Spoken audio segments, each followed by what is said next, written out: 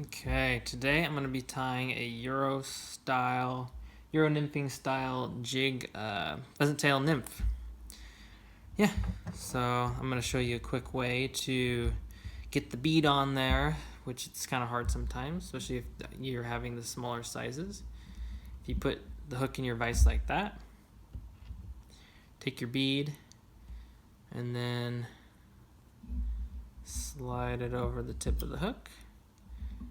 Take your hook back off and boom, done. This is a size 14 jig hook and a 3.5 millimeter gold tungsten bead. I'm using brown thread for this fly. So first off, cinch your thread down, and you're gonna wrap your thread all the way back towards the end. And I've got some pheasant tail I'll be using. Get yourself off, not very much, probably like 3 strands worth. And you don't want a super long tail, because the longer tail you have, it's going to make it look like a bigger fly. And we're after a size 14, so make that tail nice and short. So about that long is good enough. And then a few wraps, and then what I do is I bring this back this way and do some more wraps. That way the pheasant tail is all the way back. And then you're going to take some small copper wire, put your copper wire on, and then cinch it down with the thread.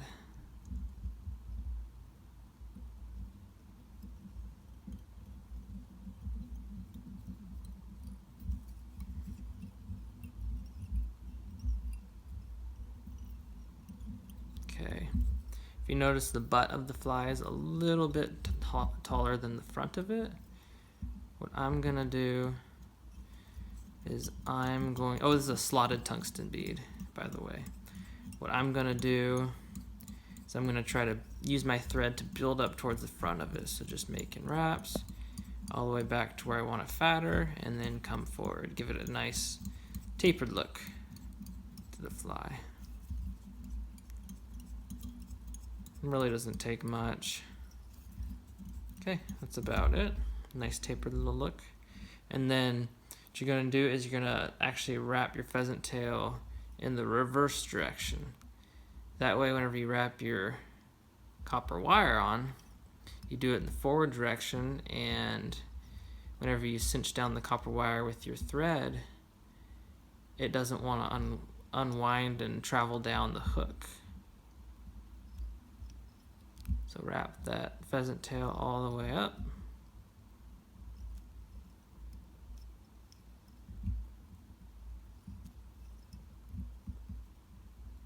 All the way to the front of the hook. And then tie it down. Boom.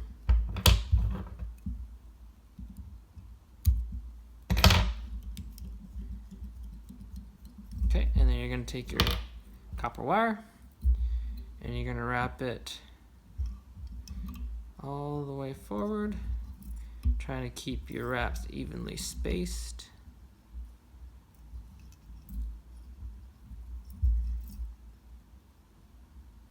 Boom.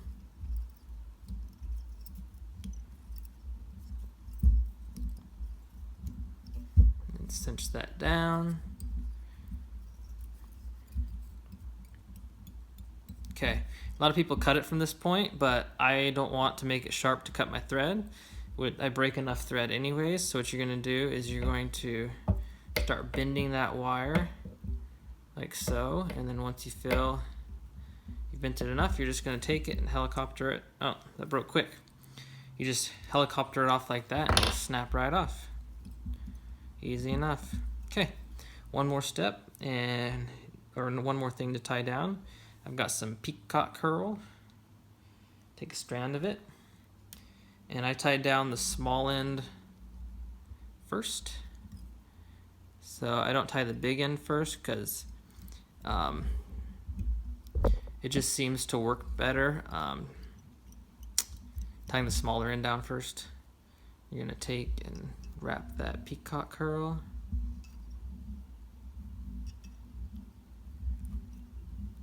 All the way towards the front.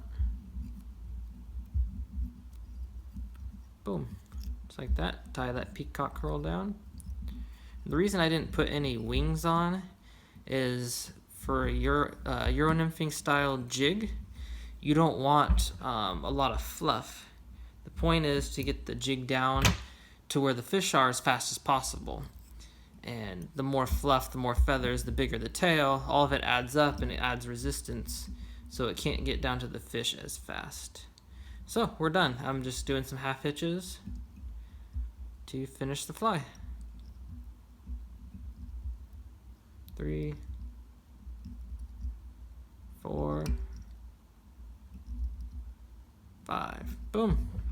That is it. That is a Euro nymphing style pheasant tail nymph. Yep. I like to fish this fly really deep. You can use a strike indicator, or you can just use a strike indicator with a regular fly fishing setup with a floating line strike indicator, or you could tie on a dry fly and put this below the dry fly and drift it through the river. The point is it sinks a lot faster than a typical pheasant tail nymph. Yeah, catches a lot of fish. Hope you enjoyed. Have a good one.